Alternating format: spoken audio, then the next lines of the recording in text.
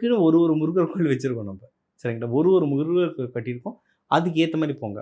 என்னன்னா, அது வந்து எந்த நாள், எந்த ஹோரன்றத பார்த்து போறது முக்கியம். இப்ப ப்ரமோஷனா இருந்தா வியாழக்கிழமை குரு ஹோரையில போறது நல்லது. உங்களுக்கு குழந்தை பாக்கியம், கல்யாணமா இருந்தா வெள்ளிக்கிழமை சுக்கிர ஹோரையில போறது நல்லது. உடல் ரீதியா உங்களுக்கு ஏதாவது சரியாகணும் அப்படின்னா, செவ்வாய்க்கிழமை செவ்வாய் ஹோரையில போறது நல்லது. இந்த மாரி ஒரு விஷயத்துக்கும் பிரிச்சிருப்போம். இப்ப உங்க ஜாதகம் பொறுத்து என்ன கிரகங்கள் அப்படின்றத பார்க்கலாம். இப்ப சார் இப்ப இந்த முருகன் கோயில்னு 6 படை வீடு மட்டும் தானா? மத்தது இல்லையானா? முருகனுக்கு ஆயிரக்கணக்கில இருக்க கோவில். எல்லாருக்குமே தெரியும். ஏன்னா இப்ப இது வந்து நம்ம ஊர் மட்டும் இல்ல. வெளிநாடு எல்லாத்துலயும் பார்க்குறாங்க. அதனால எல்லாருக்கும் தெரிஞ்ச 6 படை வீடா சொல்றேன். இத தாண்டி உள்ள உங்க வீட்டு பக்கத்துல இருக்க முருகன் கோயிலுக்கு போலாம்.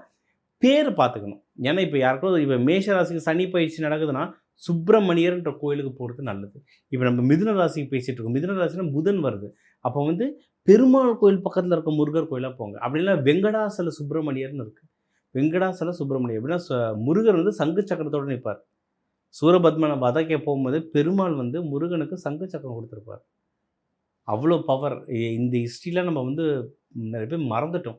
அந்த மாரி வெங்கடாசல முருகன கும்பிட்டாலும், உங்களுக்கு வந்து மிதுன ராசிக்குலாம் வந்து ரொம்ப சூப்பரா அமையும். ஸோ இந்த வழிபாடுகள பண்ணிட்டு, உங்களுக்கு என்னென்ன நல்லது வேணுமோ வேண்டிக்கோங்க. முருகன் எல்லாம் நல்லபடியா நடத்தி குடுப்பார்.